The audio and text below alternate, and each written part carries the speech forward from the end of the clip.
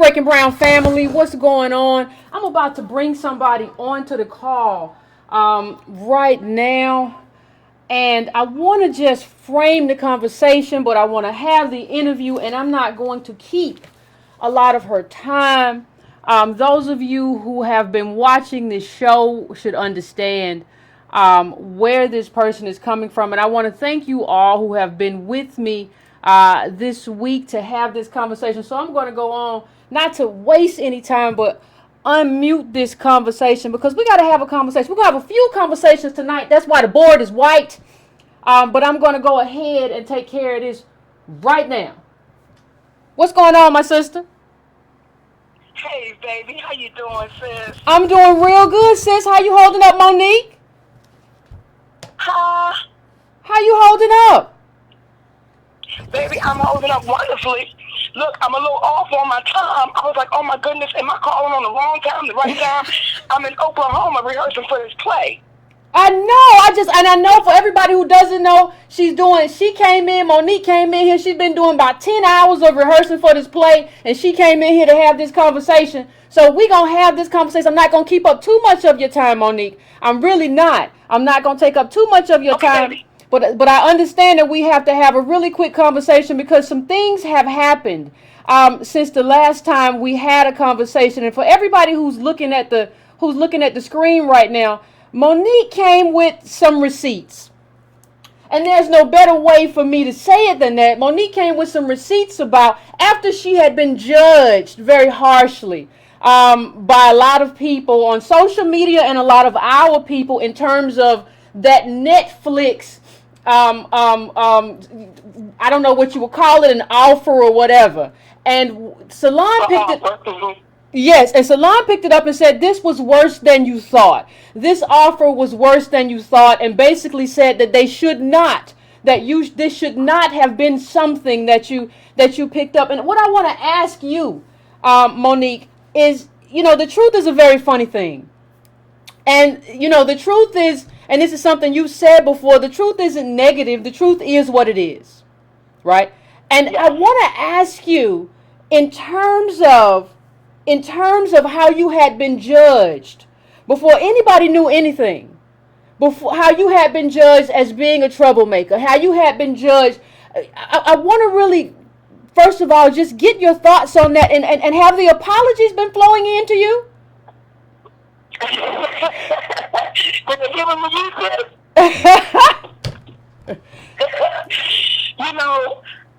Because I know the history of us, and because I know that the black women that had to take a stand and had to say when things were unjust, unfair, and simply downright racist. Well, when you know the history, you can't show me a picture of the barrage of black people that stood behind Harriet Tubman. You can't show me the picture of the barrage of black people that stood behind Fannie Lou Hamer, Hattie McDaniel, Eartha Kitt, Josephine Baker. Like the list goes on and on and on. So because I know that, I take no offense to the ones that are saying, Monique crazy. Monique should just sit down and shut up. Monique stupid. I get it. Because we're conditioned to go against one another. We're conditioned to say, how dare you ask for what's right? Don't you know we're getting something? So I take no offense for it. And like I tell those ones that do go off, I tell them, guess what, baby? I understand where you stand. However, I'm going to still stand, not just for me, but for you too. And the thing that really strikes me, listen, I want to tell everybody right now, I have no problem with the white women in Hollywood who are standing up for Me Too and trying to get theirs. But what really strikes me, no problem at all. What really strikes me is that when they stood up and said, hey, I want equality, I want to be treated fairly, nobody really said anything negative about them. There was no outcry in terms of this is awful. People said we should stand with them, and I'm fine with that. My question becomes, though, and Monique sort of answered it, is that nobody we didn't have that same raise up in terms of a black community, and especially for a black woman to say, you know what, Monique deserves to get hers. She's right. She is the most credentialed, and she was the most credentialed. So, even when we talk about, and one of the things I've talked about, Monique, I don't know if you saw this, but I've talked about how everybody in our community, everybody's an expert on everything all over a sudden. And what you brought up ain't that something? What you brought up on a previous interview, tell the people a little bit about this. You brought up that Netflix wasn't even trying to negotiate it, but didn't Amy Schumer negotiate? Amy Schumer not only renegotiated, folks rallied behind her and said, this is not fair. And see, again, Yvette, people want to make it seem like I have a problem with Amy Schumer, and I don't have a problem with my sister in comedy. Yeah. I'm saying, baby, go get it. I don't have any problem with that. Where the problem comes in is when you give a woman, when you're telling my management that Amy Schumer is $12.5 million more than Monique, and David Cook is $19.5 million more, we're just saying, y'all, make that make sense. Make it make sense. And the reason why is that, in my humble opinion, the reason why we don't, when a white woman says, I've been violated, I've been mistreated, well, historically, she's been on a pedestal. Yeah. That's historically. Yeah. So when you touch her, or when you offend her, everyone comes to her rescue. Yeah. That's just where our history has been. Because if you remember when Anita Hill first came out about Clarence Thomas? I remember. How many black women got behind her? Yeah. What we said was, girl, if you don't go here. But when our white sisters came out and said, listen, I've been violated. Yeah. We all said, oh, what's going on? What's the problem? What's wrong? But it's something about when a black woman speaks up, or a woman of color, it is something about that is devalued. And we do it mainly is that, so for as much as we want to place the blame somewhere else, it's inside of our own communities, but we're taught that. We're taught to be quiet, sit down, shut up, and be grateful for what you've been given, and keep hope alive. Because when you die, you'll receive the benefit.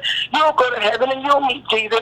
But right here on earth, just make sure you're tithing, keep your mouth shut, and everything is going to work out. That's what we've been conditioned to believe for hundreds of years. Exactly. And what I think people don't understand, Monique, what I think people don't understand about that and accepting those lowball offers, I don't think they understand what that lowball offer means. I don't think they understand that Monique has been getting those lowball offers all of her career. I don't think they understand that if you don't stand up, you will continue to get those lowball offers. I don't think they understand that if you don't stand up for yourself and for the sisters that come after you, there will be no progress. And so we tend to say, well, that makes Monique a troublemaker. And in the history of black politics, because I talk black politics, we have had to be troublemakers in order to make things happen, not only for ourselves, but for others, right? Am I wrong? But this is what they taught us. Just for us to stand up makes us a troublemaker. See, we've been conditioned to believe if you speak out, you're a troublemaker. And then you got to say, well, what are we teaching our babies? Because you'll hear the first lady of this country does a bullying campaign, doesn't she? She does. Stop the bullying. No more bullying. Bullying is bad. But y'all are watching the bullying take place every day, all day with grown folks. Yes. So now what we'll do is we'll say, Monique, she's a troublemaker because she's asking for equality. Because she know that's not what we do. Monique's a troublemaker because she won't be quiet. Monique's a troublemaker. Oh, we know her husband, her manager, we know he don't know what he's doing because he don't know how to negotiate good. Well, here's what I would say to folks. Because you've talked to Sidney before. Yes. And he's actually the best manager I've ever had. Because what he does not allow is the next time story. So we've always gotten, you get him on the next time. And every white agent and every white manager I've ever had, not that they were bad people, but they sold me the system. Monique, we'll get him on the next time. Well, why can't we get him this time? Yeah, absolutely. I know you got a number one, Monique, but, the next time we go in, when you get tired after 25 plus years of hearing the next time. And then when you have people question your management, but you say, y'all, are we paying attention? Because our sweet sister Octavia Spencer and our sweet sister Jessica Chastain had to go in and fight for Octavia Spencer to make the money she was making, right? Exactly. Now, nowhere in those articles did you read Octavia Spencer's management or agent went and took some more money. It was our white sister that had to go say, I can't stand for this.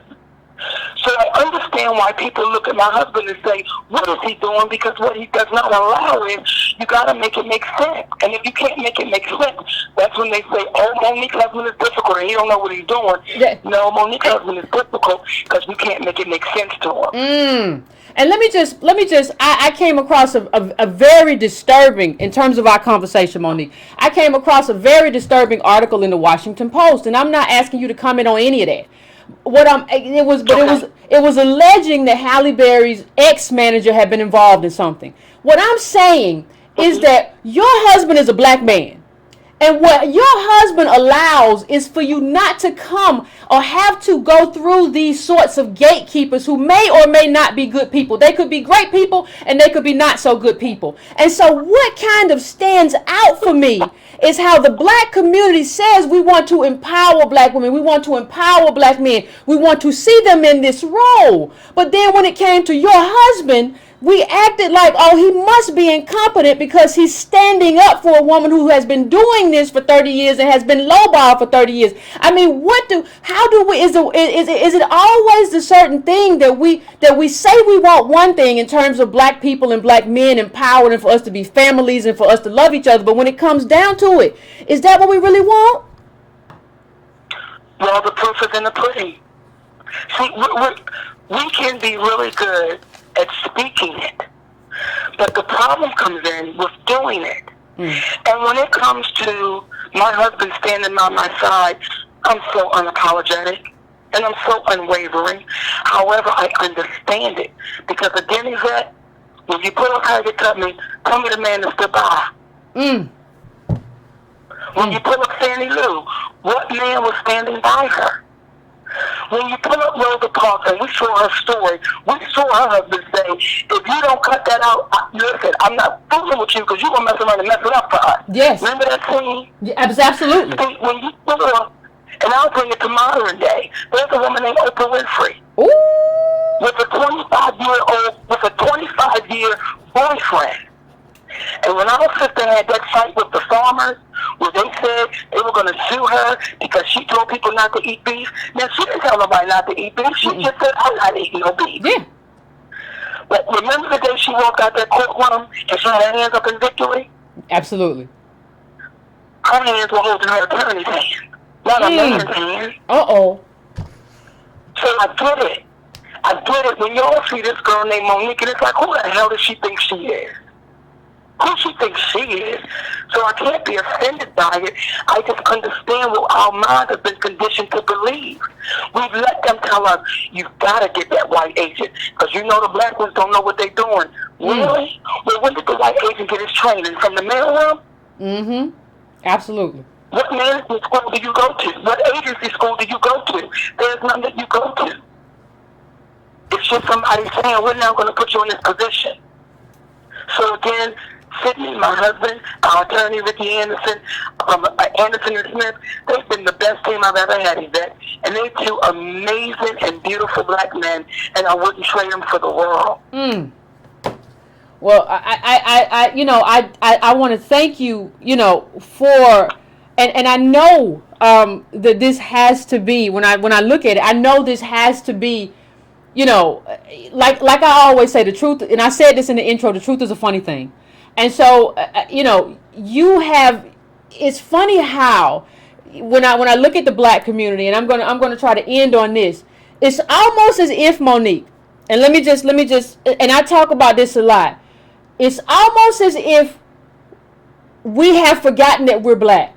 And it's almost as if we have forgotten what that fight is supposed to look like. Like we feel that everything is equal. And that gives permission for people to come in and blame Monique, as opposed to blaming the system of oppression that gives a black woman, like, I don't even know how many times less money was that than Amy Schumer and everybody else. And then I heard a lot of stuff in terms of not understanding that we're black. People said, well, Monique said something. She was hating against Dave Chappelle. You called Dave Chappelle a legend, didn't you?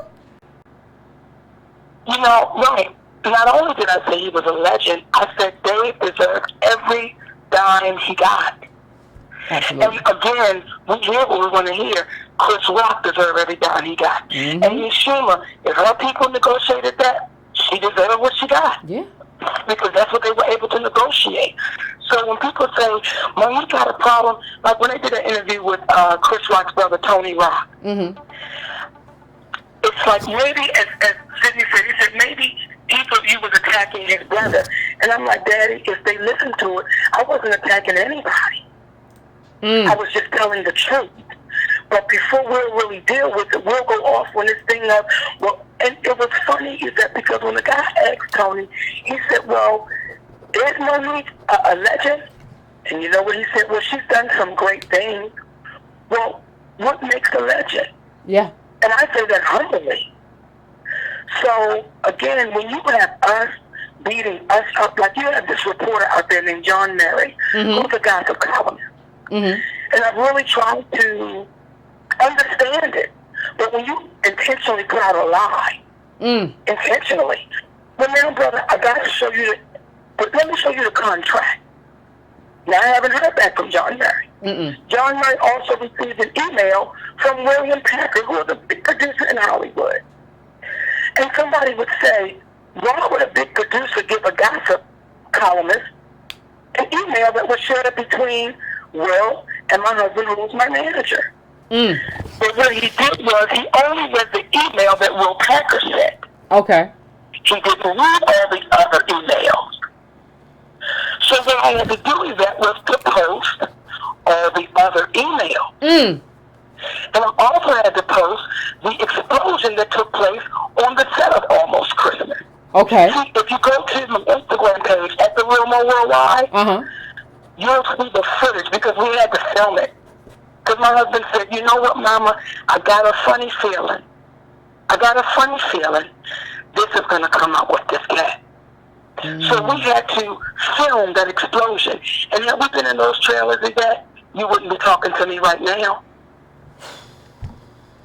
So I want people to go look at it for themselves and understand this thing in Hollywood, there's a lot of intimidation, there's a lot of bullying, there's a lot of lying. But when they run into a person that says, baby, you can't intimidate me, you can't bully me.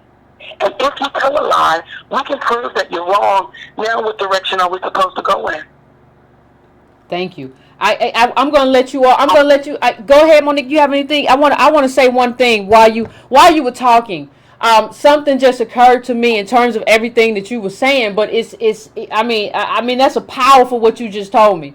And in terms of our conversation, what hits me as we having this conversation about the intimidation in Hollywood and about everything that happens and about you and your husband and standing up for you and being black people, like we have to understand, in order for growth to happen, in order for building to happen, you need to get the millions that Hattie didn't get. That's what she stood for. She stood for somebody to come, black woman to come and get it after she's gone. That's you, Monique. That's all. That's all, and that's what you're standing for. This could sound weird or out there, but when I speak with those sisters from the past, and they're saying, baby, keep standing. We got our asses handed to us. We got our asses handed to us. Most of us died in despair. Most of us died very broke, not because we wasted our money away. We just didn't get the money we were supposed to get. Absolutely. So please keep standing. And I've given my word. I'm going to keep standing, Yvette. I want you to know, Monique, you know, as we close this out, you know, I'm only one person. The Breaking Brown family, 40,000 people. I just want you to know that this family stands with you, and I want you to know that, we see the game. Like we see, like I know sometimes when you get in there, I've seen you do interviews and I've seen people play these games and I say, oh, they so slick. I want you to understand that the people at Breaking Brown, we understand the game and we stand with you and we appreciate you. Well, I want my brothers and sisters at Breaking Brown to know we love y'all, we appreciate y'all, and Yvette, thank you for always willing to share your platform, baby. I love you for that, sis. Thank you. I love you for it, Monique. You get some rest. I know you've been pushing all day. You've been doing your thing. Get some rest, and I appreciate you calling in, sister. All right, my sweet baby. All right, now. Love y'all. Bye, Monique. I mean, people. My people. I don't know how to really, how else to, like, I don't know. My people, what we doing? Like, I don't know how to, I don't know how to tie in what's going on. And I'm just reading some stuff right now, but, I want everybody who is not, if you have not checked out, if you doubt that Monique's the most credentialed, please just go to, you can go to IMDb and you can check out all the awards and everything. And I want you to think about what it takes to get to the place that she got to and still not be getting the money that comes with it. And what I'm telling you, part of the reason that I stand with Monique, because I understand I understand the game that is being played on black people. And I'm just looking in the chat right now, to kind of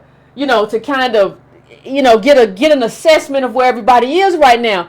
But you have a woman who is trying to empower not only herself, but her black husband. And the people who are tearing her down,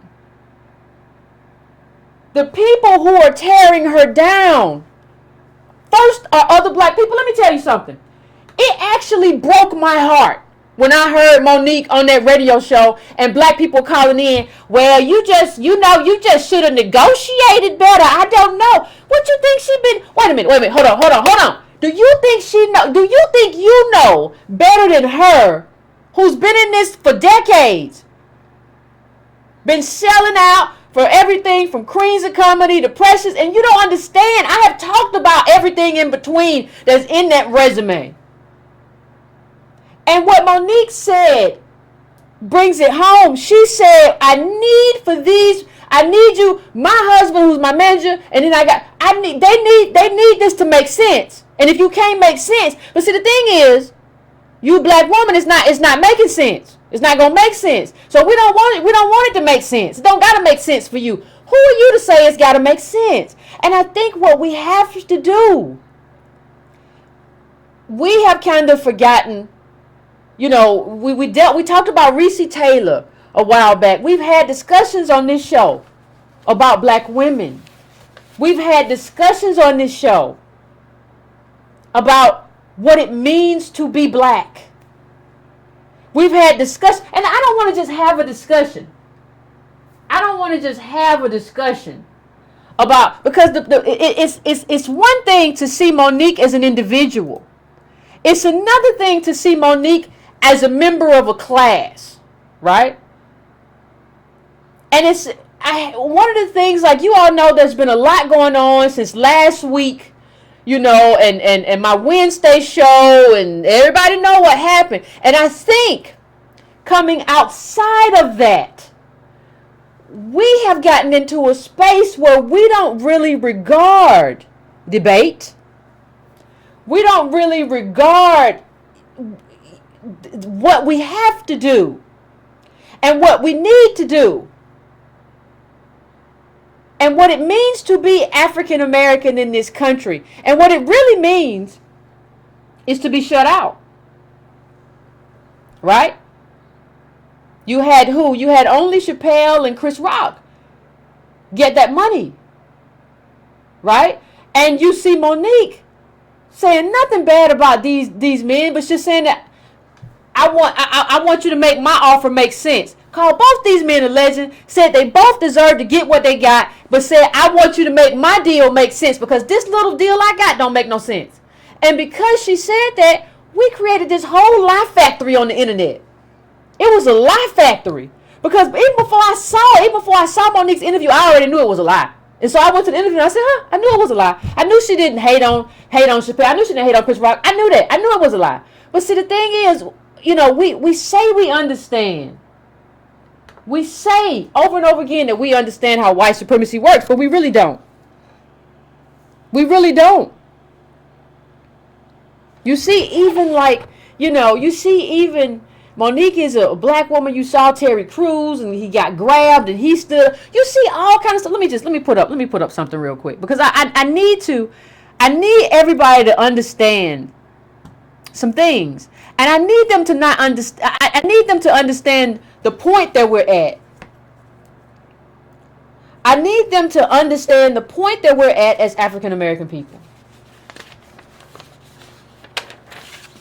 African American people, as black women, and what that requires of us at this juncture. And I'm going to take more calls than usual today. But I need everybody to understand what is required of us. Because I was listening to another show earlier today. I'm not going to mention any names. And they were talking about something that they were talking about me, but I think this kind of applies to the Monique situation in terms of we don't need any kind of internal beef. So if Monique criticizes Oprah, or if I criticize, who I criticize, all of a sudden that becomes beef.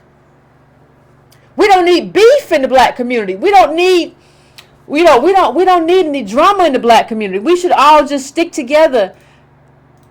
And the thing is, you're not sticking to principles that actually matter. And let me just pull up something. I'm going to pull up something real quick. This was an article. If you all got the newsletter, this article was in the newsletter.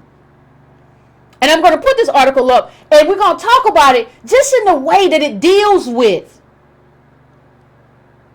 what it means to be black in America. And where you all think we are versus where we actually are. Now, this is the article. Why black banks need policy support, not just deposits. Why black banks need policy supports, not just deposits, okay? Now, I want you to look at that title for a second. Right? I'm going to pull it up too because I have something that I want to read. I have something that I really want to read, and I need to get to it. When I heard the whole thing happen with Monique, one of the things that stood out to me, one of the ideas that stood out to me was this idea that Monique shouldn't try to boycott anything because we have agency. And one of the things that I realized in terms of my debate and black wealth is that there's and the need for black politics. And black politics is the need for black people to stand up for each other and to move that in the political realm. That's what black politics is. It's not anything, I don't know what you thought it was, but it's the need for us to stand up for each other and move that into a political sphere, right? And move that into us getting politics that is good for African American, Native black people in this country. That's what black politics is. So you cannot tell me that, well, Yvette, don't vote, but hold your black elected officials accountable. But I just want to read something from, and I'm going to move this over. And I think I have the quote though. Hold on one second. I think I have the quote from this because I want to break this down. Because we have to break this down in terms of agency. Agency is an important idea, ladies and gentlemen. And there's a book. This article referenced this author of this book, The Color of Money: Black Banks and the Racial Wealth Gap. Black banks and the racial wealth gap. And what she kind of did was break down what we've always talked about. And she gave us something which can be called a litmus test. So let me in terms of who you're holding responsible and how you hold things responsible. Because see, in this debate, Monique is the one held responsible. We love to find, this and say she must have done something wrong and her black husband must have done something wrong. These black people must have done something wrong. But what I'm trying to bring it to, and I'm trying to bring it to my own stuff, and listen, she said in her book, she proposes a short litmus test to any proposal meant to address the racial wealth gap. Does the program require some collective sacrifice, or does it place the burden of closing the gap, the wealth gap, entirely on the black community? If the latter, this is a cop-out that refuses to acknowledge that the black community did not create the problem in the first place. Listen, let me tell you something. If you are banking on a solution, or if you are banking on a solution to our predicament that blames other black people and says that other black people alone can get us out of this predicament, then I have some news for you. You're banking on a lie, because that lie is not anchored in anything real. You have to have something that is anchored in something real. This idea that we are fixing something, that we did not break, and that we cannot work together as a collective to move politics, and in this case, work together as a collective for equality for Monique, this is a problem. And so we have to stop having this conversation in a way that would lead some of us to believe, or that would say, well, Yvette, you're having, we don't want anybody to argue. Well, how can you not argue back with people when they're wrong? It's not personal. If you're wrong, you're just wrong. You have to stop. Like I said, I was listening to a show earlier today, and they likened a debate that I was having, and basically a sort of a bodying that I did last week to, well, Yvette, we just have to come together. No, some people are right and some people are wrong. Monique is right. Her husband's right. She deserved the money. I'm right. Like all the data supports what's being said here. You cannot. Black people, we cannot exist in this space where we are constantly saying, well, ain't no black man ever stopped you, and you should negotiate a better deal, and you are blaming white supremacy. Even though historically we know what white supremacy is about. You are blaming white supremacy. When you do that, you are blaming white supremacy on black people. Not only that, you're saying that I'm not going to have a hand in being the thing, in being the person, in being the movement that fixes it. That's what you're saying. And I have to address it. I don't have another choice. There is no other thing for me to do than to address this sort of emotionalism that exists in the black community, and that immediately says, well, ain't nobody, you must have done something wrong, you must not negotiate, you must not know what you're doing,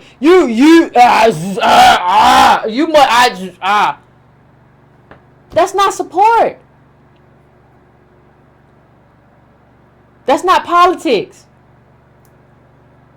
In the debate that I've been having, somebody's right and somebody's wrong. I'm right. And I'm not going to back away from anything because I know I'm right. I know that we should be supporting Monique. But the reason why I know we should be supporting Monique is because I know what the data looks like. And I know that I've been following Monique for, since the Queens of Comedy at least. She ain't caused no trouble. She ain't been no troublemaker. She ain't did none of that. But all of a sudden these little articles start coming out, y'all start just believing everything. And it's like we don't learn. When Dave Chappelle left, and people started putting out that he was on crack, So many of y'all believed it. Oh, I heard he was on crack. I heard he. Why are you doing that? Don't you see the game? Don't you see the game that's being played to turn us against black people who are trying to stand up for other black people in that sphere? Why y'all didn't raise up when y'all didn't raise up when white women come up and say, "Hey, I need more money," and I ain't got no problem with them. Go do your thing. How come y'all didn't raise up then? Y'all only got something to say when it's Monique. Y'all only got something to say if it's me. Even though I got the data to back me up. Like, you gotta back yourself. You have to understand. And in terms of community uplift, how we stand, I have had a discussion before that you gotta know what to stand on. You got to understand what to stand on and when to stand. I've had this discussion before. Why do I keep having to have a conversation about what race means in America and what the remedies are in America? You can't have no remedies by yourself, out there by yourself. So, of course, Monique should have called for a boycott because you need to leverage your community. But my community don't know they black. And they certainly don't know they black women. We don't even know. Well, I don't know. I think I would have negotiated some wonderful things if it had been me. Somebody been in this for 30 years and you tell her I know how to do it better than you.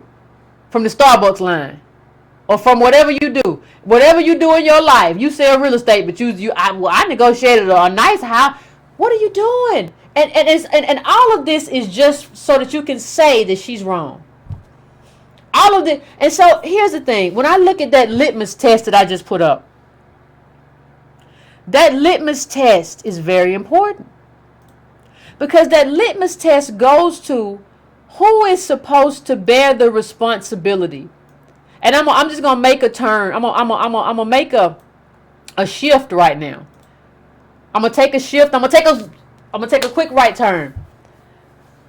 If the person you are talking to is telling you that the responsibility is on black people only, that white people have no role, and they never gonna give us nothing no way, and we shouldn't demand nothing. Mind you, white women can demand all day, but if they're telling us we can't demand nothing, I want you to question that person.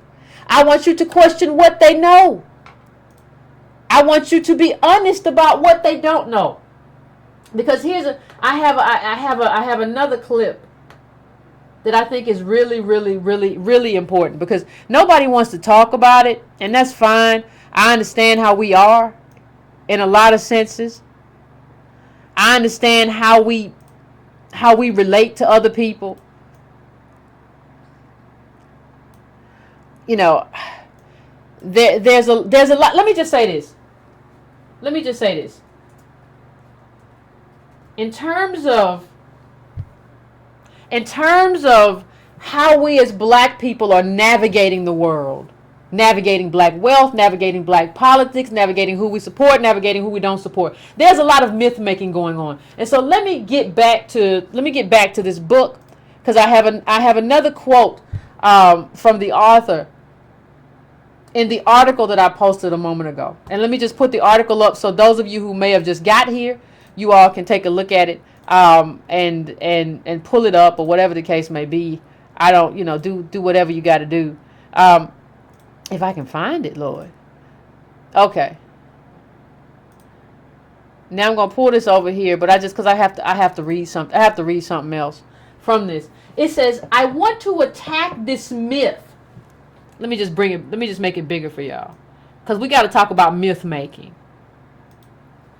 I want to attack this myth about small banking in general, that poor, marginalized communities can overcome systemic macroeconomic problems through small banks or community banks. Baradara says, if we're trying to close the wealth gap, we have to do it in the way that everyone else has been able to gain wealth, referring to the long history of government working hand in hand with private banks to create widespread wealth, but only for white households. Listen. I don't know how else to say this. But what you're seeing right now in terms of wealth, you're seeing the reality in terms of African Americans. You're seeing what it looks like to be locked out. That's what you're seeing. This is what it looks like to be locked out as a community. This is what it looks like. This is what it looks like. And it's not something, I know people will tell you that. I know Boyce Watkins will tell you that. Everybody will tell you that this is something that you can fix without having to leverage necessarily other black people, without black politics. This takes a collective effort for community uplift. And I don't know about you, but I am interested in community uplift. I am not just interested. That was the beauty of something that Monique said. But I am not just interested in my individual self. That's not what I'm interested in. I'm interested in what does it take? What does it take for a community to be uplifted? I'm interested in terms of my project, people, in terms of what that looked like. And through research and data, not through emotionalism, not through selling hope, I have figured out what that looks like. I have figured out through research, not Mr. Wu, through research, what that looks like. I'm not in terms of selling something that doesn't have to work. I have figured out what it looks like. And it looks like black politics. It looks like black politics. You know, let me just put up one other thing as we have this discussion. If you haven't read this book, I need you to read this book. If you haven't read this book makes the case also why giving up on government is a recipe for failure. Now, just in terms of we're transitioning now to a political discussion. And this book makes the case why giving up on government is a recipe for failure. Let me just show you. And I want you to know that I have found it very disheartening. In this, there's another article which says there's no amount, and this is an interview of the same writer, Color Money. There's no amount of lattes and avocado toast that you can forego that will take the place of a FHA loan mortgage to your grandfather. What we're talking about, ladies and gentlemen, in terms of why we have to navigate with each other and have a collective effort, what we're talking about, and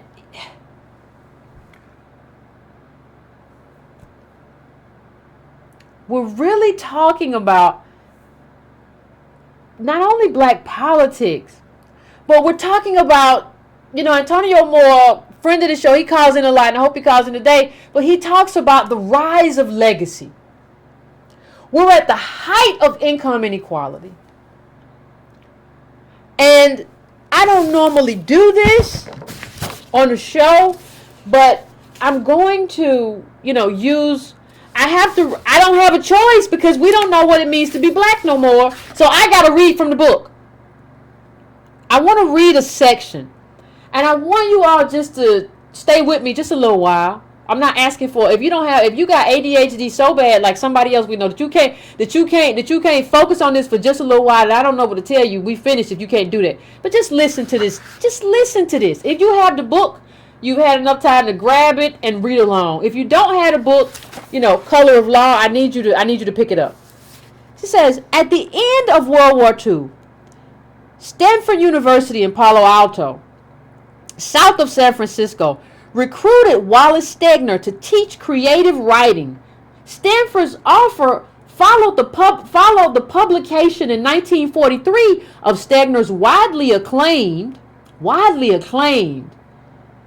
semi-autobiographical novel, The Big Rock Candy Mountain. Years later, Stegner would go on to win the Pulitzer Prize and the National Book Award. But when he arrived in Palo Alto with his family after the war, his financial resources were modest. Like the rest of the country, the Stanford area was suffering from a housing shortage. During the war, with all the available material and labor reserved for military use, the government had prohibited civilian housing construction, except for projects designated for the defense industry in towns like Richmond. Stegner joined and then helped to lead a cooperative of middle and working class families who were all unable to find available housing. For the most part, college professors were not highly paid.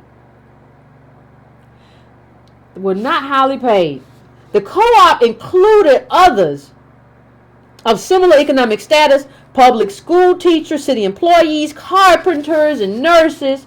Of the 150 families to join, 3 were African Americans. Three. Calling itself the Peninsula Housing Association of Palo Alto, the co-op purchased a 260-acre ranch adjacent to the Stanford campus and planned to build 400 houses as well as shared recreational facilities, a shopping area, a gas station, and a restaurant on commonly owned land. But banks would not finance construction costs nor issue mortgages to the co-op or its members without government approval, and the FHA would not insure loans to cooperatives that included African American members. The cooperative's board of directors, including Stegner, recommended against complying with the demand that the cooperative reconstitute itself as an all-white organization. But membership attempting to appease the government voted in January 1948 by a narrow margin of 78-45 to compromise. The co-op proposed to include a quota system in its bylaws and deeds, promising that the proportion of African Americans in the Peninsula Housing Association would not exceed the proportion of African Americans in California's population. This concession did not appease the government. Understand, this is not a case of just racist white people running away from black people. This is a case of the government saying, no, that's still not good enough. This is a case of government codifying racist acts. Racism, this kind of racism could not have happened, could not have existed were it not for the government. Everything that you see in terms of black fight, everything that you see in terms of black freedom struggle, everything that you see right now in terms of who we are as black people extends directly from slavery, which got us here, which got me right here, got Monique right there. I can draw a line. And if you're going to draw a line to it, you need to understand that that's what caused it. That's what caused it, and that's how to fix it. Let me just finish this. This concession, like I said, did not appease government officials, and the project stalled. Stegner and other board members resigned soon afterward, and the cooperative was forced to disband because it could not obtain financing without government approval. In 1950, the association sold its private land to a developer whose FHA agreement, Federal Housing Authority, FHA, that's your government, FHA agreement specified that let me just start this line over because this is so important. In 1950, the association sold its land to a private developer whose FHA agreement specified that no properties be sold to African Americans. The builder then constructed individual homes for sale to whites in Ladera, a subdivision that still adjoins to the Stanford campus. A country built by blacks for whites. That's where we live. That's where we live. That's where we live. Understand that. Understand that banking regulations, the government, understand that this would not exist would it not be for government. Everything that we're going through. So for you to try to find a solution without government means that you're being ahistorical and you don't understand your history. And there is no space for me and you in the same room. This is not emotional. This is not about these. Well, why do black people criticize us? This is not about people coming back together. This is about something is right, something is wrong, something makes sense, something doesn't make sense. And so what do you do? And so what does it mean? And so how do you fight? I don't think not only do black people not understand what it means to be black, we don't understand that we're in a war. We don't get it. We don't understand it. And we don't understand that in a war a war is about include. When you have a tribe, I've talked a lot about our tribe. And African Americans have a tribe. But our tribe is about inclusion as well as exclusion. Like, to have a strong tribe, you have to be just as good on inclusion as exclusion. Everybody don't get to move.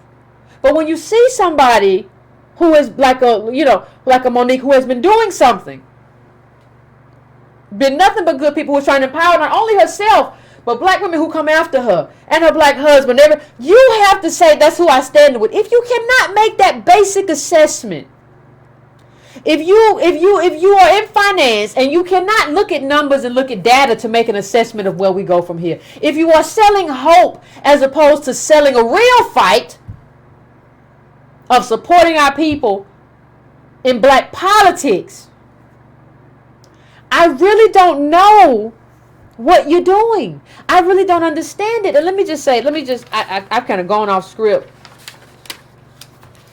But, you look it up, it's the difference between de facto segregation and de jure segregation. One has government. What we live through. Let me just bring up, there's another article I want to bring up in terms of how we have this conversation about wealth. Because you all know that's what I talk about. But I don't talk about it just in the sense of like trying to sell you a product. What I'm talking about, what I'm trying to get home is what built America and what kind of collective tools we use to move forward. And so this is another interview, same person. And how the U.S. How the U.S. government locked black Americans out of the American dream. Locked black Americans out of the American dream. Locked black Americans out of what? The American dream. Locked black Americans out of the American dream. This is about race, people. This is about race. I don't know what you thought it was about.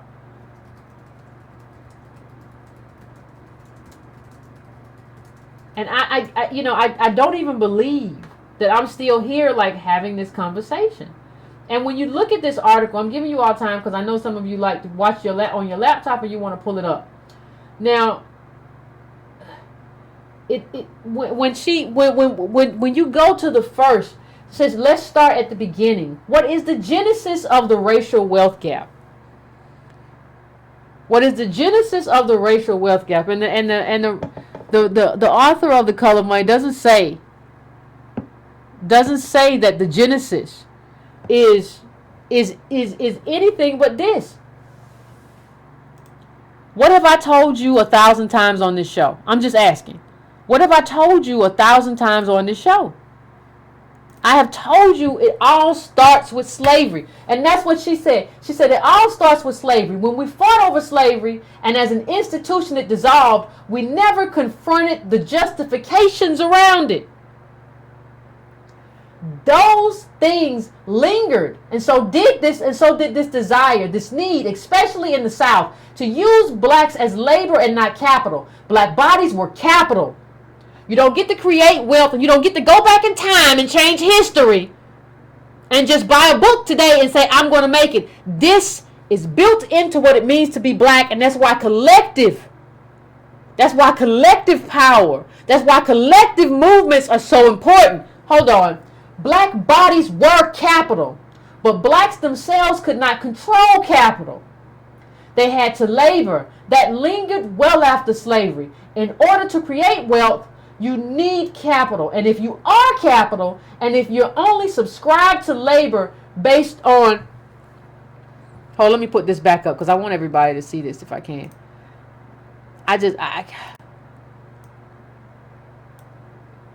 Now let me start this. In order to create wealth, Again, you need capital. And if you are capital, and if you only subscribe to labor based on Jim Crow laws, which is exactly the purpose for Jim Crow in the Southern economy post-slavery, then you can't build wealth. So that's the genesis of the wealth gap. What I show in the book is that it doesn't resolve itself. From the Civil War until today, the wealth gap has barely budged. In fact, the total amount of wealth owned by the black population has not grown at all appreciably, not noticeably in the last 150 years. The last 150 years. And you know why?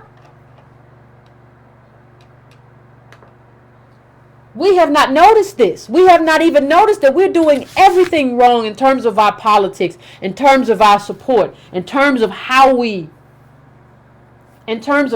deal with everything that's happening. We have not noticed. Listen, black people, we're doing this all wrong. I don't know how else. I don't know how else to communicate to you that slavery built this in. We're in the, now understand that we're not just in a regular moment. Understand that we're in the height. We're in the height of income inequality, legacy. When they give you something, and understand this, when we talk about white capital, when they give you something, it's usually when it's over with. That's when you get it. Like, you don't get it when the getting is good. When it's over with, they say, don't go do business. Go start a bit. No. What I needed for you to do for me is give me an FHA loan way back then. What I needed for you to do for me is not to kill black business owners because you were jealous. What I needed for you to do for me was to give black people the GI Bill way back when. There's a lot I needed you to do for me that you never did. And that's why I'm here. And we have to deal with how we got here. And we have to not let our government get off. People tell me, well, Yvette, I'm doing X, Y. No. We have to stand with people we got to stand with, but we can't let the government get away.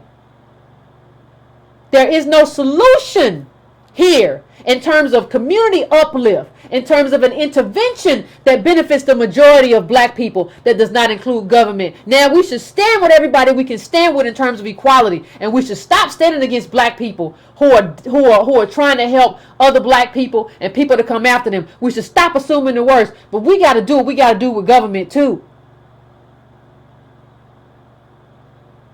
I don't see how in terms of community uplift. Understand, we're not just talking about individual uplift. In terms of community uplift, the data is clear. And so, I mean, it just is what it is. I'm going to take like I said, I'm going to try. I promised I was going to go to the phones earlier than normal. I'm going to take a quick break. Make sure everything's set up, and then I'm going to go. And we're going to have a conversation about everything that y'all want to talk about. Okay? All right.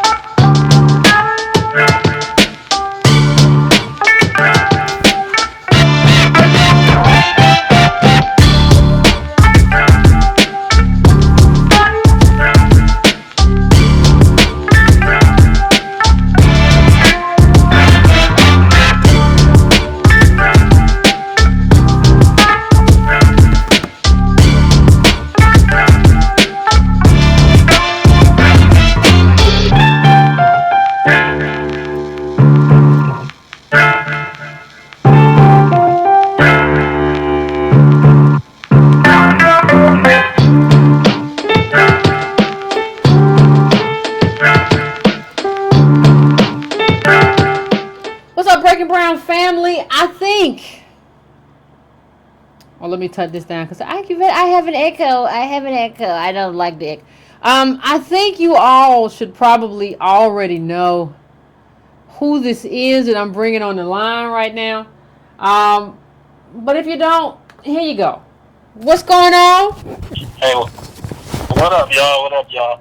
You know, I said I was gonna call in because I was in that chat with that show earlier, and you know they was like, call into the show. Now, sorry, I'm just calling the Yvette show so we can actually have an informed discussion using data instead of just like this idea that we all have this equal opportunity. I did a piece that Yvette keeps referring to that I want you guys to go check out on Huffington Post. I did like 5 years ago now, and I told y'all that the legacy and that will rise and the era we're entering is different, and people kind of didn't understand what I was saying because it was a little bit in the middle of the Barack sugar juice era. And we here now, and and it's weird because in the article that you just referred to, there's a great line that I want to share with everybody that sums everything up and guts everything that kind of like Boyce talks about, which is this is coming from the lady that wrote the color of Money book.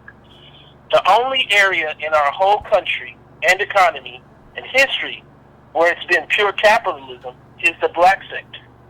No white communities have been dealing with pure capitalism. It's always been subsidized for them. Understand what you're saying when you're telling yourself, telling your mate that we don't need government. Competing against people that are only sitting on government. Understand what your mate is telling you. They're telling you that they're borderline psycho. Economically just gone. I know they make you feel good. I know that's your husband or your wife, but they don't know what they're talking about in terms of like America and wealth. And you should really look at them and understand. Y'all need to do a reality check for your relationship goes off on economic clicks. And I look at this thing, and I don't think we understand that legacy is rising. And really it's already here. And that legacy has two sides. Yeah, it has the Bill Gates side, then it has our side with slavery and Jim Crow and the broken legacy, family lines and everything else. And I think we're approaching it as though none of it matters in the negative, when all of it rivets through our family. It's funny, that show that you did with Monique, the interview you did with Monique earlier, just powerful. I brought something similar with Byron. They both, to me, are saying the same thing. Byron Allen and Monique are saying the same thing about the realities of race in America. You know, everybody keeps trying to contrast you and Boyce, but this ain't about you and Boyce. You know, it's about what kind of content do you want. Do you want content that tells you that you can be a superhero, or do you want content that tells you the consequence of being black? Yeah. You look at my channel, I brought you interviews from Byron Allen, who's one of the 4 black billionaires. For those people that don't know, he don't even do them interviews like that. Sandy Darity, one of the leading economists in the world in intergenerational wealth. Thomas Shapiro, and even for people that didn't even like him, Tim Wise. These are all, who does Boyce interview? No. And I really feel like he don't interview nobody because none of the stuff will sound right against real people. And you got to question why you like that stuff. And then pull up the Boyce Watkins stuff. So, you know, I think in some instances what we're seeing, and I came here to kind of answer what was happening in the earlier discussion just to give it an end off. No, the actual one with the Boyce Watkins, the millionaire. Okay. We raise a whole generation of black children incorrectly. We raise a whole bunch of children that are only about themselves. We taught them, all you need to do is learn about a stock. You don't need to learn about the black community. All you need to know is how to make interest on money. You don't need to learn about how that homeless man became homeless. That's African American. We don't need to care about each other. We raised a whole bunch. Yeah, we raised a whole bunch of $1 million strivers, and we think they're gonna take care of us in retirement. I feel like what we're seeing is that consequence of that whole generation coming home to roost. The problem is, hold up, there's 13 million black families. There's 13 million millionaire families in America, and almost all 13 million are white. So if there ain't no black millionaire, and I'm telling you this by the data, I did the piece that showed you there's like 350,000 black families that are over $1 million. They're all boomers. And it's really like they house and another house. It ain't really like a liquid million. Really ain't a lot. There's negligible amounts of black wealth. How can one man tell your kid how to be a millionaire? In the middle of wealth calcification on top of it. Not in the middle of an expanding America. He can't. I'm going to tell you that. All he can do is make you feel that hope will lead you out of your own mired situation that comes from being black in a country that has locked black people out. So he can just lie to you. And I feel like we got to get honest about why that lie feels good. And we got to look for more than just St. Boy's walking. We got to look at our husbands. Hold up. We got to look at ourselves. Yep. We got to look at our friends. Yeah. Everybody talking the same man. Yep. Then you tell me what's the solution. And I'll tell you the first solution is to understand you probably won't be a millionaire in this life. I'm just giving you the data. Only people that make a million have a million. And probably, and I just told you, ain't no black people really with a million. I don't care how many times they show you TV. I'll tell you from the Federal Reserve data, there's 13 million white homes with over $1 million, 870,000 with over 12 million. There's like 350,000 black families with $1 million, and they all old, and they just got lucky because of timing. Let's bring up that green and red chart, Yvette. You got to understand this chart. I showed it last week. I showed it on my piece because this chart will help you understand how crazy you are. Pull that green and red one up again. What happens with that green and red chart is that the last time that the bottom 90 had the same wealth share as the top 0.1 was in the Depression. We enter in a period where they had the same share again. So it ain't a lot of wealth sharing going on.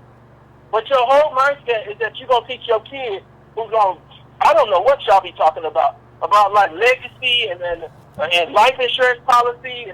Look at this chart and understand the only answer is politics. Understand that when you read the color of law, what this man says is that the answer is a constitutional redress for what was done to African Americans for hundreds of years. Understand that the lady just told you everything that you stand on, if you keep talking about this black self-economic, is about like conservatism, it's about self. You see, nothing collective about telling me your kid's going to be a black millionaire. Nothing. No collective sacrifice. Going back to the article that Yvette pulled up earlier. It's a cop-out. It's a cop-out to basically blame yourself, blame your grandmama for the reason you're not a millionaire today. You might not think you're saying it. You're just saying it in reverse. Yeah. Your whole psyche is based on a time that we ain't in today. Right now, we can put up the last chart, and I'll get off the line to give everybody else a chance. Everything that people like watchers are saying doesn't make any sense. The bottom half of our race don't have no wealth. And that's your cousin, your brother. Oh, okay, that might be you too. You know you went to UCLA. Because we all got this student debt. We have more wealth classification within black America than even outside. Because the old boomers have all of our wealth. They don't tell us that. But like, without them, when they die out, it's not going to be nothing left. White wealth don't look like this shit. You got to understand that the bottom 80% is living on next to nothing. We look good on the outside, but we ain't building no wealth, and we're in a time where we probably won't. The only answer to this is politics. The only answer to this is to make the government deal with what they did. The only answer to this is to understand while you might watch Black Panther, ain't no $1 trillion Wakanda out there to save. I feel like in a lot of ways, when I look at Monique, when I look at Byron Allen, talking about economic genocide, black billionaires talking about economic genocide, black lady saying, they basically locked me out. Yep. All I can see is that you don't know what you're talking about when you think both of them are crazy. Thank you. Thank you, Tone. Tone Talk's coming tonight with that fire. Yes, how do you think?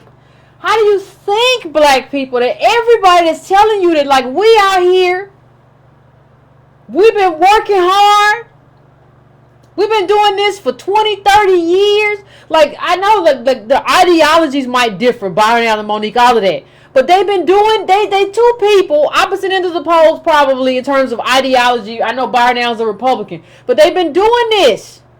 And doing it right and playing by the rules. And they're both coming in here and telling you, this don't work. These white people on me.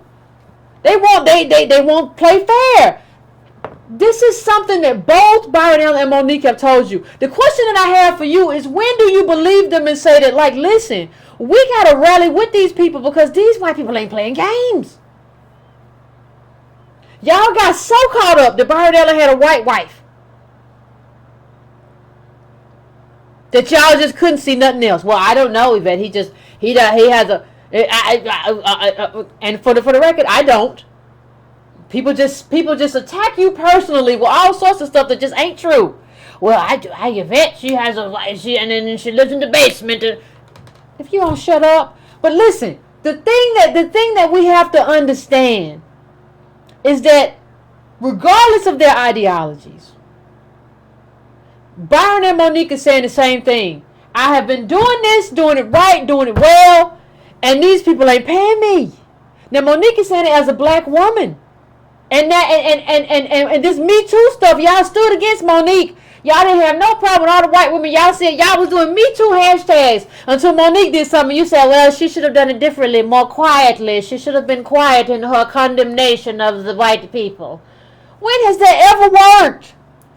Was Martin Luther King quiet? Was Malcolm X quiet? Was Fannie Lou Hamer quiet? Was Ellen Baker quiet? When has being quiet in the face of oppression worked for black people? You better hush and tell me the truth. You think getting there and shutting your mouth, closed mouths don't get fed, and that ain't changed. Especially not for us. You're not white. You don't get to just be quiet and hope everything works out for you. It won't. So I'm going to go to the next call. Ooh, 347. You've been on. No, hold on. Wait.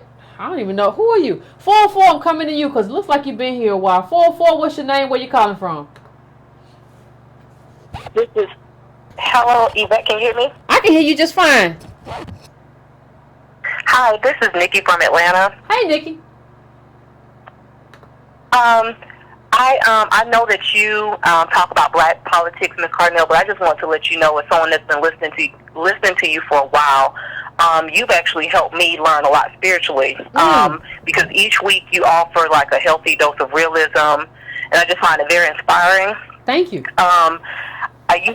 I used to watch you last year, but I had to stop because I really just couldn't take what you were saying, even though I always knew it was valid. But I just wanted to call and share my experience about escaping blackness. Okay. I had a goal to like become a millionaire by the age of 40. I'm 37 now. I didn't have a real plan to do it, but it was with the goal so that my kids and my family didn't have to suffer. And the key word is my family. I wasn't concerned about the collective. And after listening to your show, I realized, and I think this may be what a lot of other black people deal with, to actually go against like everything. It means coming out of relative anonymity and invisibility of being black. It means being uncomfortable. It means having to give up some stuff. Okay. And even when I watch you up here, I'm like, that takes courage. Like I think we could do it, but the average person doesn't want to do it. They just want to keep, going and following what they've been told because, I don't know, I guess that's just the easier path. It's the path of least resistance. But as you have said, black people in this country, you just need to accept that's what comes along with the territory. That's what it is. And what made me finally abandon that dream was looking at my two kids and realizing my fantasy is not going to be healthy for them. Even animals in the wild live in the present. They evaluate what's going on right now, and they act from that. So living not in from the future. fantasy Hold on. You just said something that was very important, Carl. So I want you to stay there for 1 second. I'm going to let you finish. You said animals in the wild navigate from where they are. What the caller is saying is that they don't navigate from some future point where they envision themselves to be millionaires. They navigate from what's my positionality right now? What's my wealth position right now? And what does that mean for me? But go on, Carl. I'm sorry. Yes, ma'am.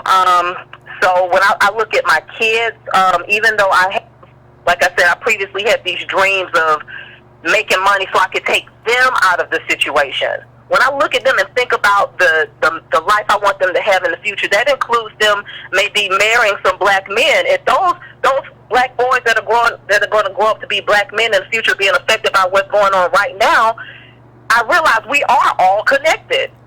Regardless. When I see my kids, I see the collective. Absolutely, caller. I want to thank you for calling in and saying that. And I got something I want to say about it. I appreciate you, caller. Listen. The caller said something that's very important, and I don't talk about myself because I don't think I matter. He said, "What do you mean you don't think you matter?" I don't think I matter in the sense of this Breaking Brown family thing we have going on has to go on whether or not, no matter what, regardless of me. But what she's saying is so interesting and so important in the sense that in terms of courage. Because like when you talk about what courage really means, in the context of everything I've said on this show, I can't go get a job right now. Because everything is cached. All of my thoughts are here forever. I can't go do that. I'm not trying to do that. But I'm telling you that it takes a certain amount of courage and understanding in terms of who you are to be in the position that I am in. And understand I don't have no $2 million in stuff that I have bought or sold people in order to make them whatever. I don't have that. So what she said was so important because she's talking about the black struggle and she's talking about we're all connected. What we don't tend to understand in terms of black people is that we don't get to go, like white people get to go and be individuals. And I like, well, maybe I like Amy Schumer. Well, maybe I like, Lord, what's the little white comedian's name who makes all the bad movies? It's not Seinfeld. It's another little, God, I can't remember his name. But we don't get to go and do that. And somehow we think we've gotten out of that. We haven't. We're still here. We're still a group. We're still a group differentiated from all other groups. That's who we are. Right? And we have to act in accordance with that. And if we don't do that, we're in trouble. So I'm going to go to the next caller because like I said, I wasn't going to take too much time. 3-4, no. I found out. 785, what's your name and where you calling from? 785? Hello? 785, hung up. All right, 917, what's your name and where you calling from? Hi, Yvette. Hey! She calling from North Carolina. What's going on? How you doing tonight? I'm pretty good. I am so proud of you. Thank you. I have 2 points to make. Okay. First of all, thank you for having the courage to call out Boyce, the pitchman Watkins, on his character and ethics and selling mediocre products based on hopes and dreams to his own people.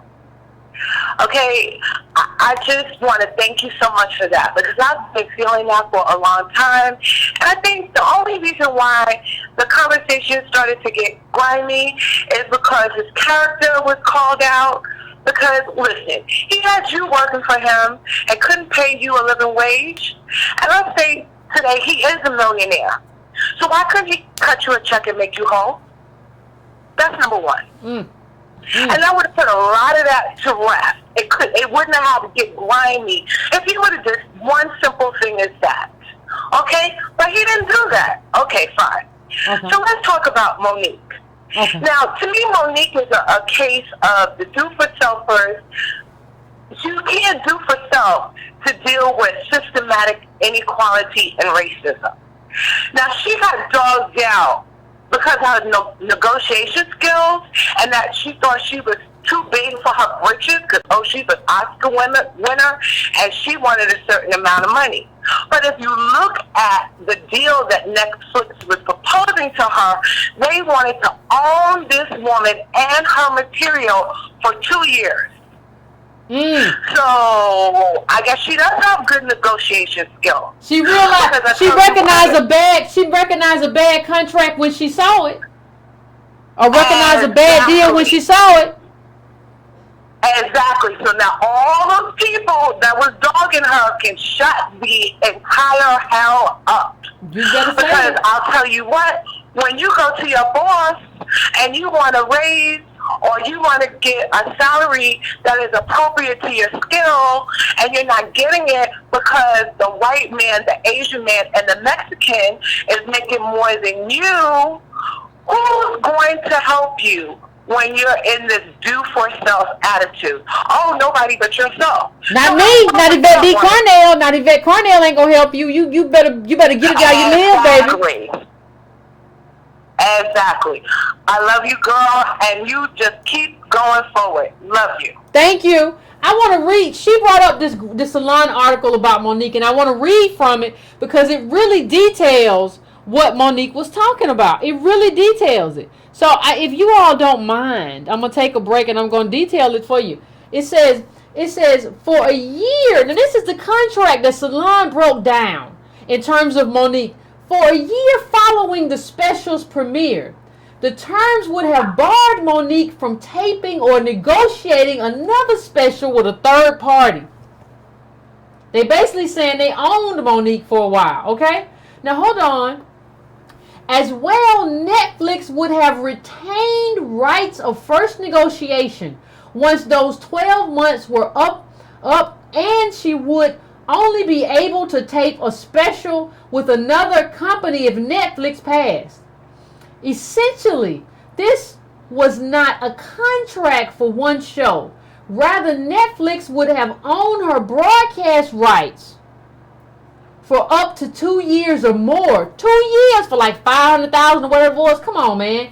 It doesn't end there. For the 2 years after the premiere of her special, Netflix asked that Monique not perform or use the material from our special in any recorded program, audio or visual. Then we ask for a first refusal right after 24 months in the event that she does want to use the material elsewhere. More or less, Netflix wouldn't have just had possession of the produced show, but the content therein, forcing her to develop entirely new material for touring, which is the lifeblood of any working comedian. Here Netflix is essentially proposing to own the comedian and her jokes for the next 2 years for $500,000. A very, very, very, very, very bad deal. And this is up at salon.com if you want to check it out. It's not me saying this. It's not, I mean, Monique gave the receipts because she had to give the receipts because that's just what happened. And she offered that, and some of you all still won't just believe what she said about the fact that this was an awful deal, especially for a woman who's been in this game for so long, who is a legend, who was a queen of comedy, who does all this stuff. And somebody told me Monique's coming to Atlanta. I got to get tickets. I think one time we were at the show, this show before, and somebody said, "Oh, she's coming to the." I gotta get tickets. I gotta write that down. Anyway, I'm coming to area code 818, I'm coming to you. What's your name? Where you calling from? Hold on, I think I hit that wrong. 818? Hey, Yvette. What's going on? Norman from Los Angeles. How you doing? Yeah, that comedian you were thinking of? I'm good. How are you? Pretty good. The comedian you were thinking of, the white one that makes the bad movies? Yeah. Sandler? Yeah. Thank you. With Netflix. Yeah. He got a 4-picture deal with Netflix, $15 million a movie, and then he got 4 more. So that comes out to $120 million, if you could believe that. Woo! That's a lot of money. I can't even think about what I would do. How many activists I would give money to with that kind of money. I can't. Oh, that's a lot of money. But go on, I'm sorry. I ain't never thought about that much money. Yeah. Well, yeah, I just wanted to throw that in. But I was just calling to say, it's real clear the media doesn't like black women like Monique that tell the truth and speak on real issues because they felt it was necessary. CBS felt it was necessary to have Cheryl Underwood a couple years back trash all the other queens of comedy. Remember when she got on there and they were all telling their dark secrets and she got on there and said that, oh, I was on a conference call with Miss Laura Hayes. I remember that. Yeah, and mind you, none of, Miss Laura Hayes, some Laura Dell Givens, they never got any big movies. They're nobody in Hollywood, so why bring them up and why trash them to the audience? Yeah, it don't make no sense. It was ridiculous. It was ridiculous to me, and then they kicked Azalea Banks off of Twitter because, she said something to the boy from One Direction, but before that she was talking about reparations, she was talking about misogyny, she was talking about all these things, but everybody wanted to make her out to be history's greatest monster, yet and still Kathy Griffin goes on this crazy tour, chops off the president's head, does all sorts of whatever, self-serving crap, and everybody's caping for her. Oh. So, I mean, it's very coordinated. They had the girl on The Real, Adrienne Bailon, talking about Monique and what Monique needed to do, but she didn't want to talk about how when she was in 3LW, her and the other girl bullied the dark-skinned girl out of the group. Why didn't she talk about that? I didn't know nothing about that. Caller, you know all the good. So yeah, that's all I wanted to throw in there. I love your show, Yvette. Thank you. I appreciate you. I appreciate you. Ooh, that caller knew hell. Oh, all the dirt. All the dirt. I mean, anything I can say about that, that's just the truth. That's just the truth. I don't understand why I really don't understand why you black, why you ain't support Monique right now. I really just don't get it. I think you need to question yourself if you not. 443, what's your name? Where you calling from? Hey, Yvette, this is Trey from Baltimore. How you doing? What's going on? I'm doing pretty good. How about you? This thing shut down on me. I'm doing pretty good myself. I just wanted to say that you did black people a service. Thank you. You illuminated how white capital seized upon Obama and Black Lives Matter, just that whole vigor of wanting to be felt whole and to be accepted in America, and sold it to us. And it's packaged by one bloodsucker at a time of any nationality. Say that again, brother. You just say one bloodsucker at a time? Please say that one more time. One bloodsucker at a time. It's just seized upon us one bloodsucker at a time. One capitalist bloodsucker at a time. You can go on. I'm sorry. That's a lot. Yeah, no.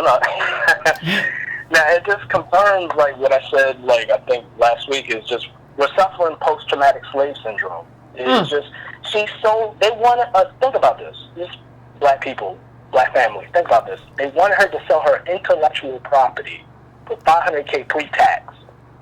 She's an Oscar-nominated. No, Oscar-winning. Oscar-winning. Emmy-nominated. Emmy-nominated. She just got nominated for an Emmy 3 years ago. And we want her to just take this and just say, shut up? Or like, oh, we don't understand relativity. We don't understand relativity because we've forgotten that we were black. Somewhere along the line, when we got credit, we forgot that we were black. And we forgot that credit ain't money. Credit ain't money. Credit ain't never been money. Credit is not money. Credit, no, it's just the next debt service you're gonna have to pay to. It's just, and I just want to say, you know, it's February. This is Black History Month. Yeah. That means Coonan season is gonna be at an all-time high, and we just have to. We just have to be aware of these things down the line as the political situation just continues on. And I just wanted to ask you, have you read the Jacobin article about locking up the lower class? I have not. Is it up? It's up now on the website? Yeah. It's so, personally, okay, I might be reading this data set wrong that the guy is using, but it's so weird. Like, he's just basically making the typical socialist argument that it's all class and then race is insignificant. Yeah, they do. He's using data. Do a lot of racy ratio. They do a lot of racy ratio over there. Like nothing happened from slavery. But go ahead. And I like Jacobin. I'm not saying anything. I agree. Like, I usually like Jacobin stuff, but it's crazy. Like, so he cites the national longitudinal study of adolescent to adult health. It's this multiple wave study, and the data that he's drawing from is before 2008. Not only that, the data that he's using only includes income, so he's not talking about wealth. And it's just, when you read it, you'll see. I was infuriated. Okay, I'm gonna check it out. Thank you, Carla. I appreciate it. I'm gonna definitely check that Jacobin article out. Let me try to get through a few more calls before we get off. What? 404, I'm coming to you. 404, I'm coming to you. What's your name? Where you calling from? Hi, Yvette. This is Dawn from Atlanta. What's going on? Hey, nothing much. I wanted to call in and just kind of, the other Nikki, I think, from Atlanta, but I also want to share that I think one of the other things that I actually get from you is just asking more questions. And I think that when I say ask more questions, just people present things so easily. Oh, I just did this. You just have to pull yourself up by your bootstraps. It's so easy. Lying. And I think when we start asking more questions, we realize, no, nothing is that easy. Never. It's so much Not more for black complicated. people. And I think that's what. Go ahead. Not for African Americans to send them slaves, and it might be easy for somebody whose daddy was something, but it ain't easy for us. Hush. But go on. I'm sorry. I get riled up. No, you're absolutely right. And I think that when you look at Boyce Watkins, what to me, what really bothered me, and what bothered me about him is that he does present this very simplistic picture, very one-dimensional of what it takes to be successful. And I actually was, so first of all, I don't know if you realize this, but what's really funny, that Meet Charles Wu video, he took it down. It's no longer there. You can only see it if you go to someone else's channel that captured it. So he completely took it down, but before he took it down, I went to it, and I think one of the things that I thought was really interesting about this whole Jarvis, so he went through and they made this whole big, production about, the Black Business School is owned by us. But he clearly talked about the fact that it's not really generating that much money in the Black Business School. And matter of fact, and I just think, and this is, if you just listen, if you really listen to that interview, you can really hear that they were struggling, that the Black Business School, with all of the overhead that they had and all of the payroll, it's not as profitable. And even Charles Wu said to him, well, I think you're not charging enough. And he's like, we're just trying to make sure that we're affordable. But really, to me, what Boyce was saying, this is my opinion, is that he knows the black market. He may pretend like we got all this wealth and there's all this money, but he understands that people can't afford. If he is targeting black people, they can't afford more than what they're paying. He understands the black condition.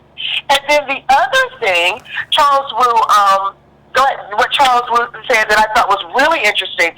So if you go out, and you can still find the video, but it's under other people's under other people's names. But in about an hour and 24 minutes, Lawrence's brother, because it's the three of them talking, he literally says that the invention Wu, which is Jarvis, which is the Bitcoin simulator thing that finds the Bitcoins that are real, blah, blah, blah, that's what Boyce has been using to invest all of his money in Bitcoin.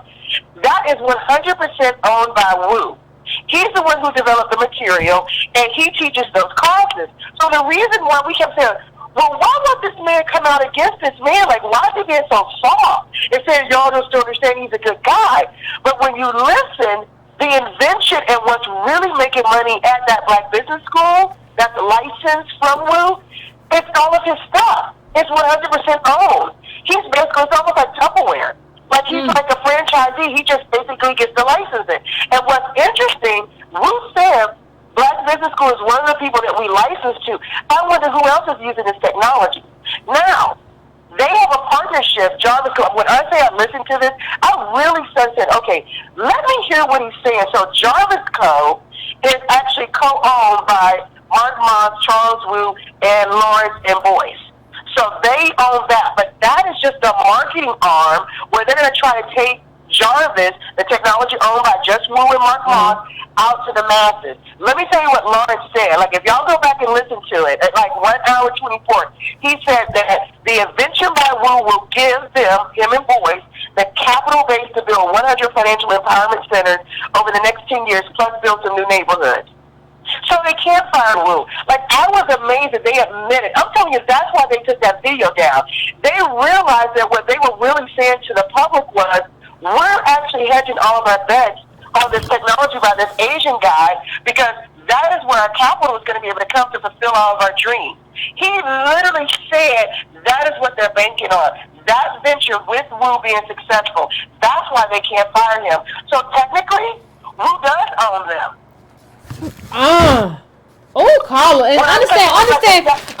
Y'all go back and listen to it. It's crazy. So how can he sell? This is so easy. Go be a millionaire when he hasn't done it himself. No, Carla. Hold on. Not only has he not done it himself, he needs Wu to do it.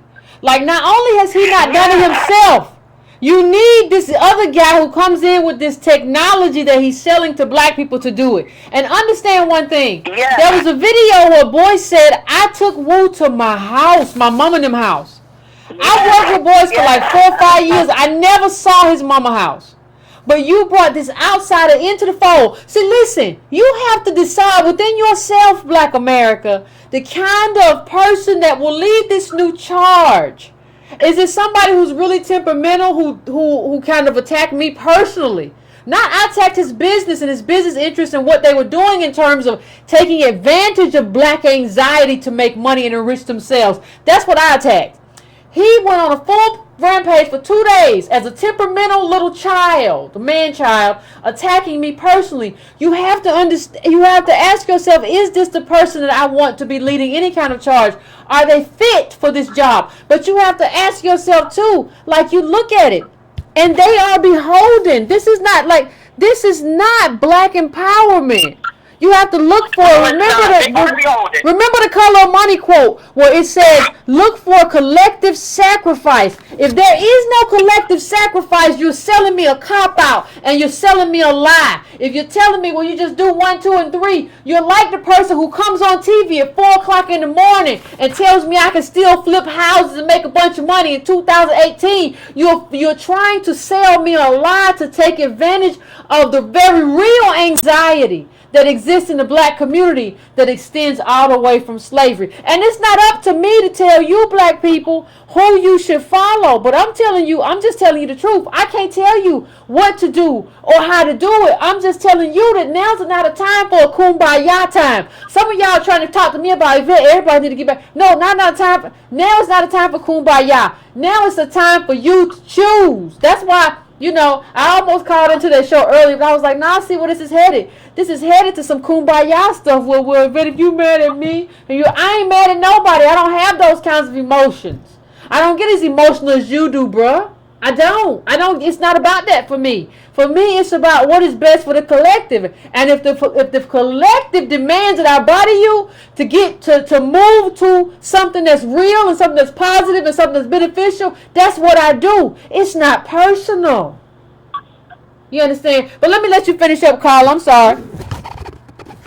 Oh, no, I mean, you really got to summarize the rest of it. I just said, again, my nervousness about him is really the fact that it's very misleading. If you listen to it and they took it down, it's just clear that the real success in what his business is doing is with Charles Wu. That's why there was no clapback. And I know people are like, oh, you're obsessed with it, but I just think that a lot of what you say is that you've got to ask real questions. You got to be clear, right? You got to be honest. You got to deal with reality. And I think if Boyce came on and talked about the reality of trying to run his own business, meeting payroll, looking for partners, instead he lied. But it would destroy him. You have to understand, as someone who has been there, it would destroy him. Like, understand that it would destroy him because the struggle and not being able to pay people and robbing Peter to pay Paul and trying to look like a business when you're not a business because we don't have what it takes to be a business, that would destroy him. And so he can't tell the truth. So what you get is a position where a lot of these people have to lie. Like, even in terms of black wealth, what I respect about Monique is that she's been very honest about everything. What you have in black entrepreneurship a lot of times, in black men, you have a lot of people who have been dishonest about their situations, right? And so he doesn't have any choice but to be dishonest, or he gets in trouble because he has to reveal that, listen, I've been at this thing for years and I ain't made it, and I couldn't pay Yvette. So I'm in trouble. So I know you in trouble. See, he can't say that and still push this stuff. He can't tell people, listen, I'm not a millionaire, so I can't make you one. He can't tell people that. So he has to anchor himself in something that's not true, while I'm anchoring myself in everything that's true and everything that's been true since this country came into this country, brought slaves here.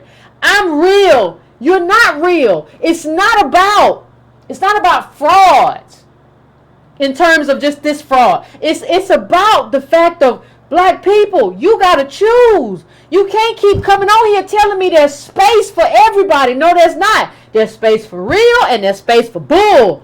There's not space for everything because everything is too serious right now for us to be in that space. So, Carl, I'm going to let you have the last word. No, last word is keep up the good work. Thank you. I think the solution, and you bring plenty of solutions. The solution is when we're realistic and we start being honest and we can make better decisions. We can work together. We can be clear about what we need to do and where we need to go. And to me, that's what I get from you. Not negativity, not, oh my God, woe is me, I'm begging. But you know what? When I'm clear about where I'm at, there you go. Then I can make better decisions. I can do better. And then I can be real with other people to help them not make mistakes instead of lying to them. So Absolutely. that's my last word. Thank you, Carl. I appreciate you. You've done a lot of good research, Carl. I appreciate you. No problem. All right, now. Bye. I'm going to, right now I'm going to 202. 202, I'm coming to you. What's your name? Where you calling from? Hey, what's going on? What's going on, Alexander? Friend of the show. Oh, my God. I said, it's so good to be back. I've been so cold, God. I go away for a little while and come back. And all hell break loose. I know, cyberspace wars. Well, all right, so let me say this up front. You said something very important a minute ago, and that was, this isn't personal. I want everybody who is listening to this to realize, take emotion out of this. This argument between Yvette and Boyce Watkins, I'm just going to say this. This argument between Yvette and Boyce Watkins is as important as the early 20th century argument between W.E.B. Du Bois and Booker T. Washington. It is that important. And how we have the argument, how we construe both sides, the education that comes out of it is very important in terms of the direction that black people want to go. I will say this. I think back to the 1895 speech that Booker T. Washington gave at the Atlanta Exposition, where he put the real argument before black people, where he was actually willing to forego the vote in order, in some of it, I think that may have been the first actual reparations claim. He was willing to forego the vote for reparations. Ironically, Booker T. Washington also offered W.E.B. Du Bois, offered W.E.B. Du Bois his first job at Tuskegee. A lot of people don't know that. And so I always think about it, would I rather write books and leave books, or would I rather actually leave buildings and libraries? There's a book I just wanted to offer up that I think every black person should read, because I think it encapsulates the debate between you and Boyce. And it's called The Negro in the South. It's a book that is written jointly by Booker T. Washington and W.E.B. Du Bois. It's called the Negro in the South, His Economic Progress in Relation to His Moral and Religious Development. And it came from the Levi Bull Lectures in 1907. That's a very important book, because a lot of the arguments you and Boyce are having is kind of rehashing that. Now, on to my point. I think that every black person first has to start from the presupposition that blacks in America were first conceived as property. That has never changed. That was true then. It was true in slavery, after slavery, Jim Crow, on to now. Every black person must also look in the mirror and ask the question, am I living my life seeking to be a black version of a white standard? I'm going to say it again. Am I living my life seeking to be a black version of a white standard? And have I accepted whiteness as the benchmark for my life? Or in other words, am I the Negro imperialist that Fred Hampton mentioned? And that's very important. Everything you do, everywhere you have to ask that question. What was the civil rights movement truly about? Was it enabling all black people to experience liberty, whatever the saying is, in the pursuit of happiness? Or was it just about enabling a few Negroes? Whenever you hear a black person say, that's just business, you should run for the hills. Slavery was just business. So when a black person says that, they are telling you that they do not believe in a communal narrative for black advancement. They only believe in the individual. And then lastly, when you get that, you have to learn to divorce from capitalism. Because if you don't do this, then you will fortify white supremacy without even knowing it. You will close down black homeless shelters, eliminate black public housing, and pass anti-black, anti-begging laws like the Atlanta Black Leadership did in Atlanta, from Maynard Jackson all the way to the last mayorship. If you don't do it, you'll prop up a white mayor who protects white rogue police officers like they're doing in Chicago. If you don't do it, you'll go see Black Panther with black actors strolling down a red carpet, not realizing that the African outfits were all made by white designers. You got to get that. And so I think about all of this in the context of divorcing from capitalism and embracing a communalism amongst black people.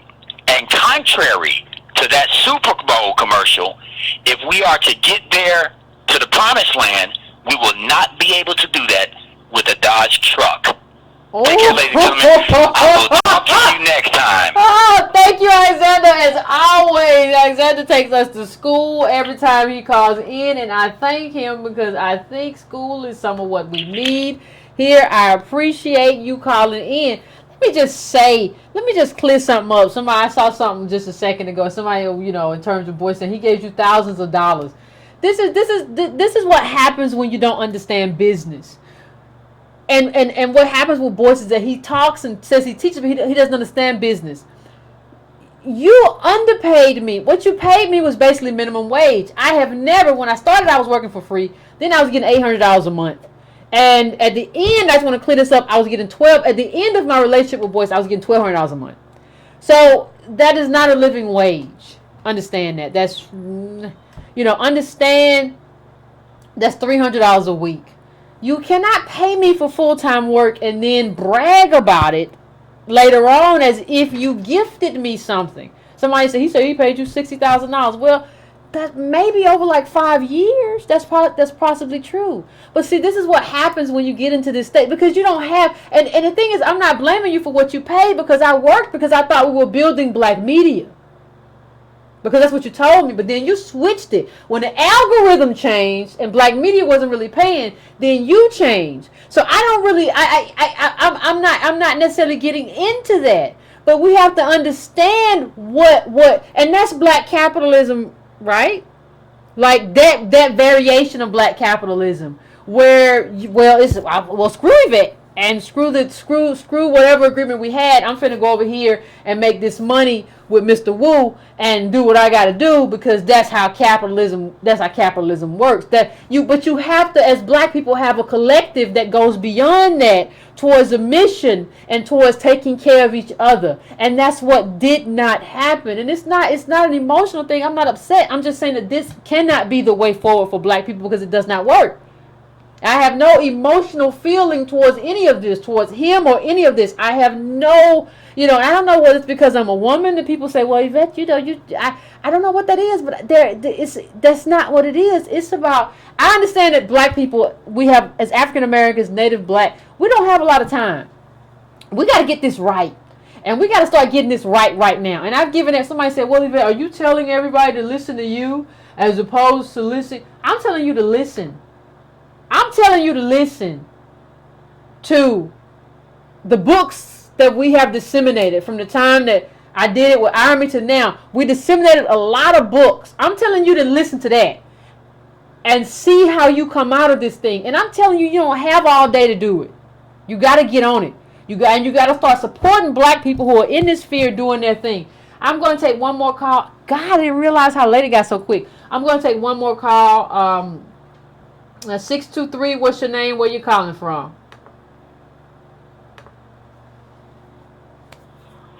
Hi, Yvette. This is Kiana. What's going on? Hi, Breaking Brown family. What's going on, Breaking Brown family? I'm the one that called in last week and told you about it. Monique is coming to your hometown, ATL. Yeah, I gotta give me some tickets. We'll be doing a stand-up live March 3rd and 4th. March 3rd and 4th. At the Fox Theater. Breaking Brown family, y'all gonna be there? I'm trying to show up because I definitely want to show up and support in one way or another. I know if the whole Breaking Brown family show up, we gonna make a big impact. Listen, I'm gonna listen. Because No later than tomorrow, because you told me last time. I thought I was on the show and somebody told me, like I mentioned earlier, I gotta get my tickets because I gotta go. I'm gonna laugh and there's some people. I look the same as I do right now, so I'm sure if you're from the Breaker Brown family, you won't have no trouble recognizing me in any show.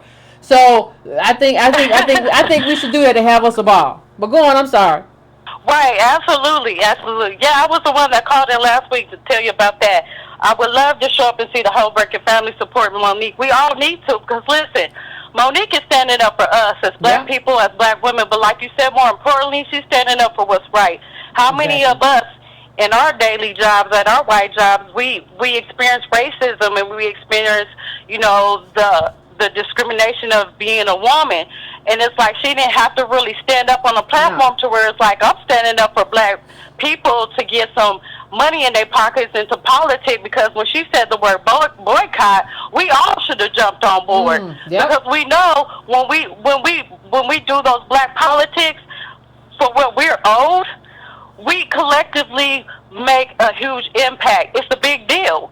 And Monique has a big deal going on with everything she has happening. Exactly. We need to get on board with that. It's not just about Monique. It's not just about Monique being a woman. It's not just about Monique being a black woman. It's about doing what's right. No one wants to be underpaid. If everybody in her status as a comedian, as a person who's won Oscars, who's done all these things, most decorated, she should be paid rightfully so. Just like all the black descendants of slaves have worked so hard for what we have done, and we're the most underpaid. Why is that?